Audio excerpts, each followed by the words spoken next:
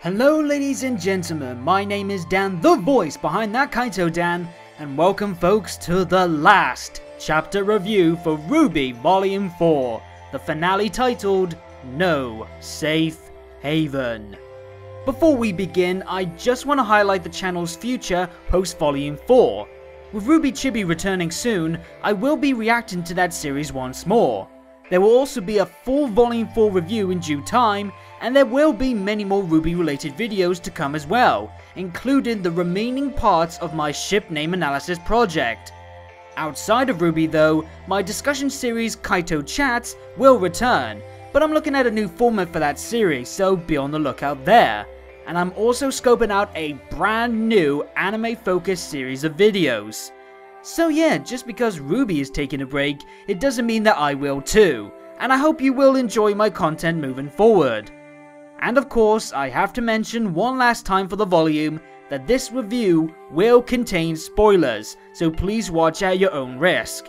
And please just check out the episode itself as well as the rest of the show through the official sources.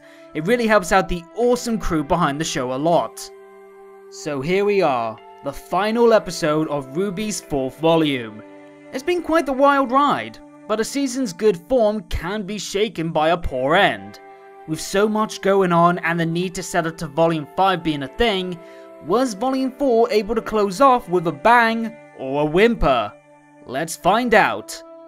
Naturally, there was only one place to start, the fight in Kuroyuri, as we see Team Ranger already getting their licks in with the grim from Ren and Nora's past, the RWBY, which we finally get to see in its full nightmarish beauty.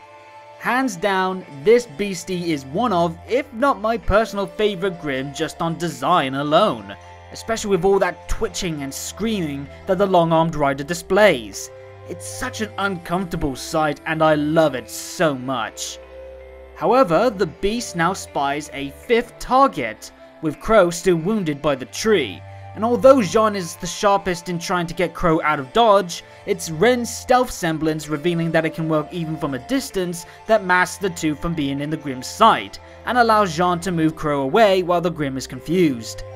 Before the Arc Lad gets back into the action though, Crow grabs him and gives him a look that could be seen as either worrying for the fate of all of the youngsters, not just his niece, or a silent demand for Jean to watch out for RWBY in his stead. Either way, it's a nice moment between the two, given they've got a bit of a strained relationship going on following the campfire discussion. Now that Jean's free to fight alongside his friends, we see that the RWBY is quite the terror with its stretchy arms, making easy work of pinning down its foes, and even after getting caught out by a well thought out circle tactic, it can take Jean's slashes with little issue, forcing Jean to rethink his moves and tap into an ace up his sleeve. Because it turns out his upgrades to his weaponry wasn't just in terms of its look, but it also meant a bulkier two-handed sword form for Crochet Moors when combined with its scabbard. An awesome new element for the blonde that instantly shows its worth with a stronger slash that does a much better job harming the beast. Jean's really on fire in this fight, looking far better in combat than in the past, which is highly satisfying. We're now starting to see that his fighting ability is growing as much as his tactical mind. Even then, the RWBY has its own hidden trick, the rider being able to spin in place like a very un-merry-go-round, its arms completely decking Team Ranger into the dirt before the creature bulks up for extra menace and power. Still, the fight goes on and Ren tries to make use of some high ground, only to get pinned against a building, prompting me, and I'm sure many others watching, to start panicking like hell about Ren's fate. Ren is sped getting skewered by the other arm though, thanks to a RWBY flung Nora, but all that leads to is the pair of them now being pinned down. At the very least, it offers Ren a cheeky glance up Nora's skirt in a surprising bit of comedy in this tense moment. I see you smirking, Nora. But no time for laughs, Nora then gets bodied into the ground, the smashing leaving Nora weaponless, and her aura is broken, meaning even more reasons to panic. It also means Ren really starts to lose his cool, the ninja repeatedly bullheaded charging in despite getting knocked down over and over again. His emotions are getting the best of him, seeing the source of so much pain once more hurting those close to him. It's quite the sight actually, seeing a guy often so collected and composed with a face full of rage. Even when he's also disarmed and his ore defense is broken, Ren doesn't care. He still wants to fight, which, as much as it is a worrying situation to watch, it's also an entertaining one, seeing new sides to Ren, and rightfully so given what's at stake. He's not thinking straight, and he is only stopped from going back into battle once again by Nora tackling him under a house, while Jean and RWBY hold off the beast. Cue the smack of making sense from Nora. She doesn't want Ren to continue like this, to get himself killed foolishly, especially after all they've been through just getting up to this point, and if it means one of them being alone again. This scene is actually acting as a nice 180 flip from the last time these two shared some time under a house, with Nora the source of encouragement this time, while Ren is the one needing comfort.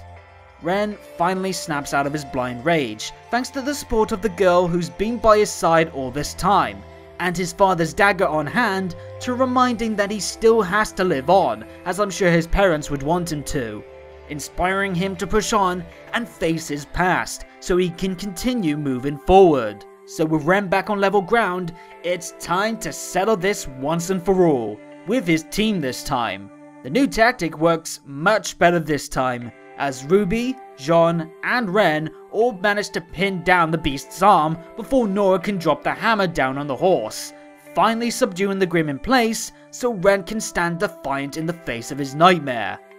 The one responsible for killing his parents, the slayer of so many lives, and the last remnant of a painful past, finally meeting its end by Ren's hand. And with it, the end of a super thrilling and emotional fight, with one awesome Grim and standout moments for Jean and of course Ren and Nora, who celebrate their victory with a well-deserved bear hug. RWBY uses this time though to go and check on Crow, who's thankfully still holding on, the wounded huntsman congratulating his niece on a job well done. More good news pops up now, with some patrol airships coming in for a landing, having seen their Knuckle of These die in smoke. Neat designs for these aircrafts by the way, especially in comparison to the more high-tech types seen in Veil or Atlas. The style fits the trends of anime perfectly overall. Ranger finally head out of Kuroyuri, with the sight of Mistral on the horizon acting as a nice rewarding sight after all the group have been through on their travels. The capital actually looks a lot like Shangri-La from Uncharted 2 in my opinion, and again it looks far more nature influenced than Veil or Atlas, especially with all the flora going around and that giant waterfall right in the heart of it all. I cannot wait for when we can see this new location truly come to life. Of course, I cannot ignore Ren and Nora sharing a well-earned moment of reflection and peace in the airship, especially with Ren reaching out for Nora's hand, much to the Hammer Girl's initial surprise. Come on, this image alone is, I'm sure, going to be well remembered fondly by the Ren Nora shippers, or just fans of the two characters. It's very heartwarming for such a wonderful pair, backed once more by another sweet soothing remix of Boob. I'm so glad these two made it out of this volume okay, and long may such joy continue for them. We cut now to later on in Mistral with a recovering and resting Crow, and RWBY using this time to write a letter to Yang, while a new track is sung by Casey in the background, sharing the tone of feeling at home with those around you despite an unknown road you travel. Another beautiful and comforting song for sure, and I cannot wait for its full version. Turns out RWBY's actually been writing some letters before, but given the tough times that comes with delivering written mail in this grin-filled world, it's hard to say if any have actually reached patch. RWBY uses this letter as a chance to apologize for leaving like she did, but she does also agree that it was a reckless idea, made clearer after all she's been through just getting to Mistral. RWBY's starting to see that the world is indeed cruel, and as she's noted with her chat with Jean, her naive actions can be risky. Each day could bring as much bad as it does good, and RWBY is finally maturing a little with accepting that the world she's in isn't perfect, and sometimes bad things can happen, just like Yang said the last time RWBY spoke with her sister. But instead of giving up, this has inspired RWBY to evolve her initial reason for becoming a huntress. Before, it was more due to being inspired by brave heroes who fought for good, just like those in her stories. Now she's understanding the hardships that test those brave souls, having been tested herself by things she's seen. It's such a big turning point for RWBY, at least the first sign of it.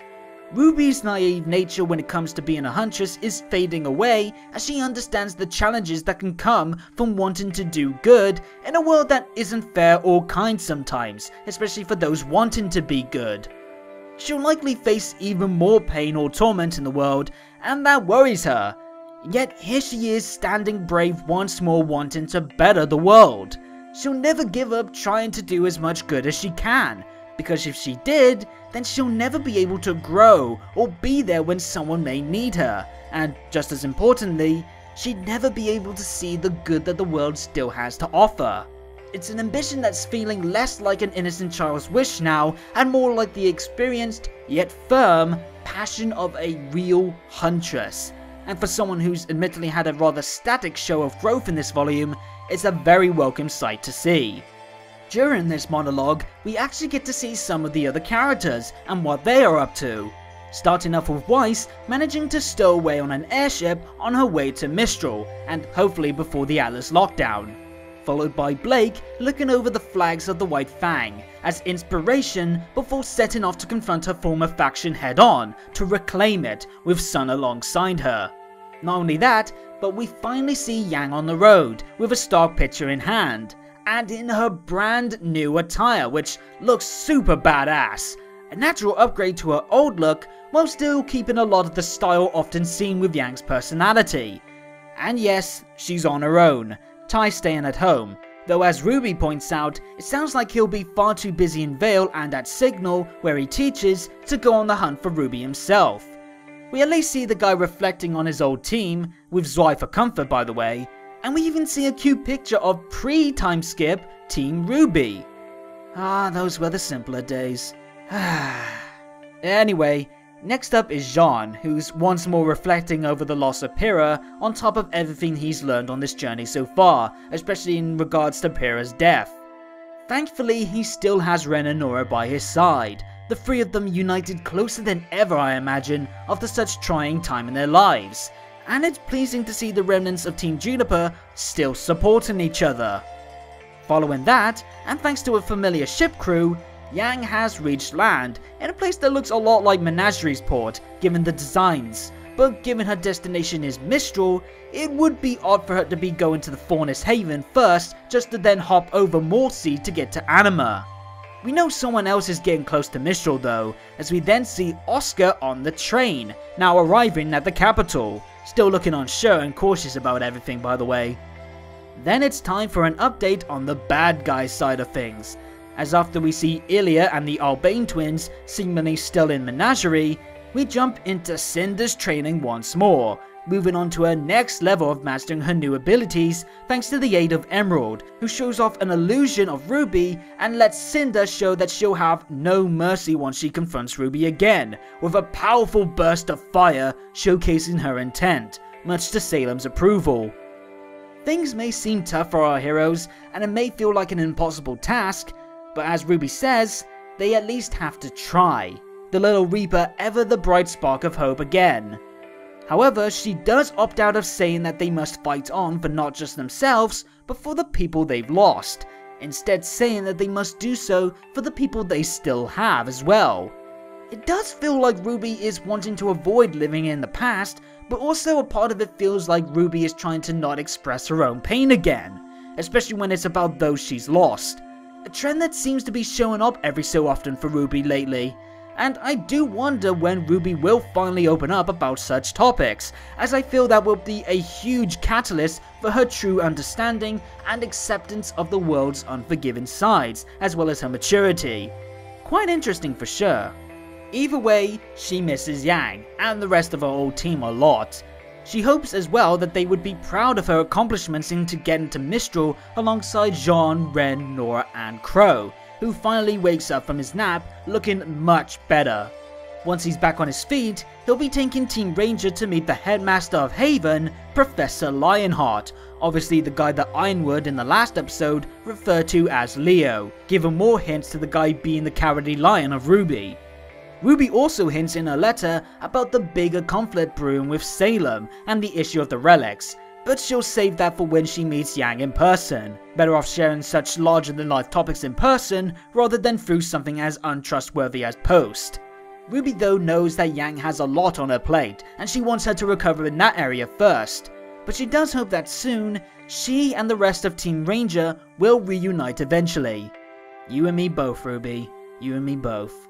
And speaking of Yang, we then catch up with her speeding through Anima, only to stop at a split. One road leading to Mistral, hinting that she's not far from where RWBY and co are currently at, while the other path leads towards Kuroyeri, though more importantly, it's leading towards bandits, likely the tribe led by Raven.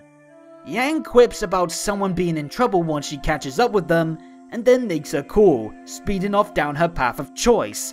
But of course, we don't know which road she takes for now.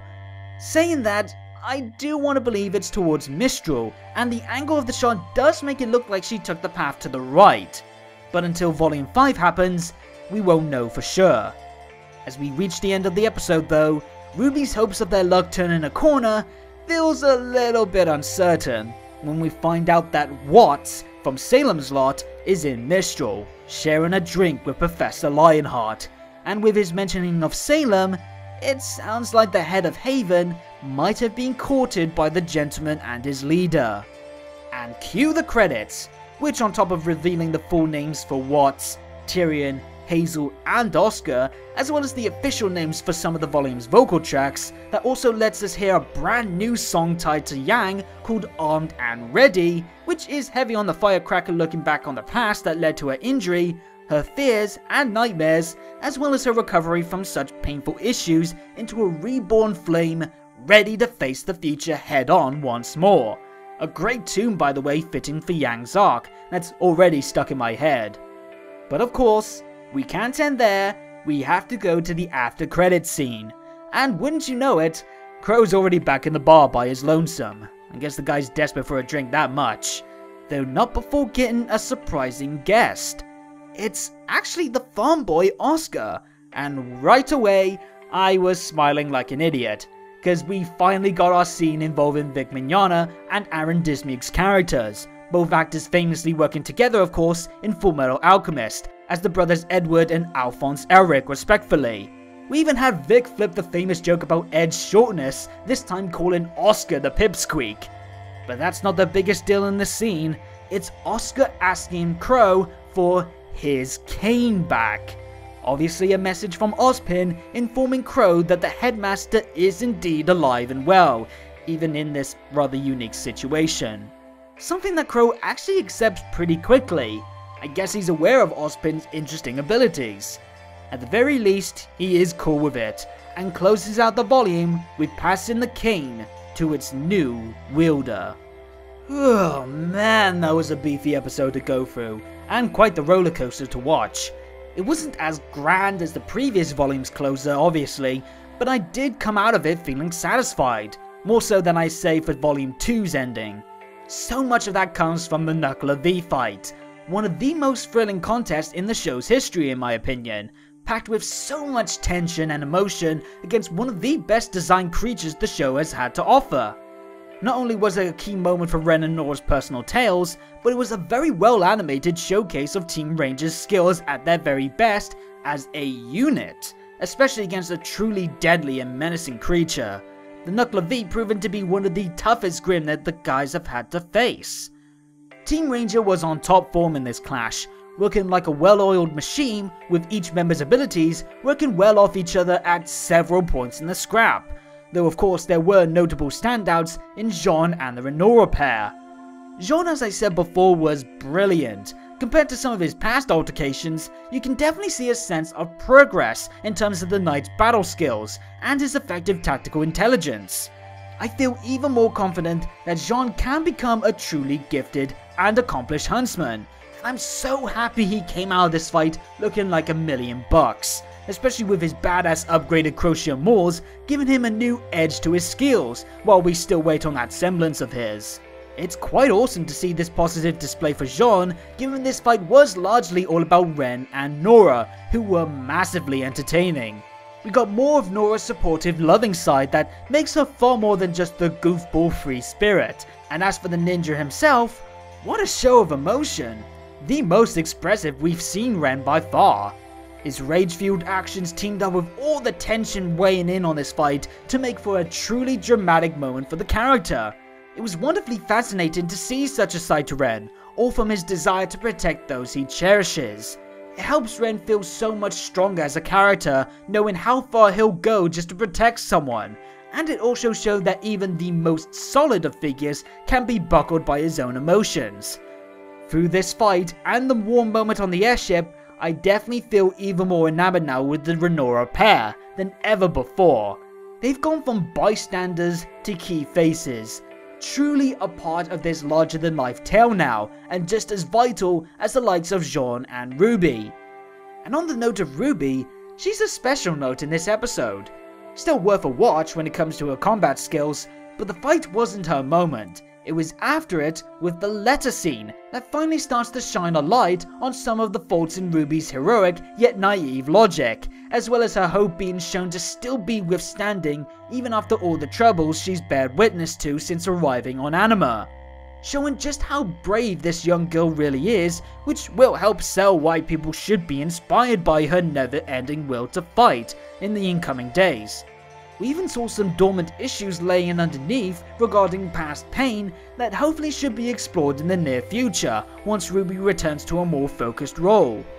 The grim fight had such an unsettling and nervous atmosphere to it, and so much of that was thanks to the amazing work provided from the music team, the animation crew, especially in regards to the super strong facial animations, and the work on the grim itself, as well as some outstanding performances from the voice cast.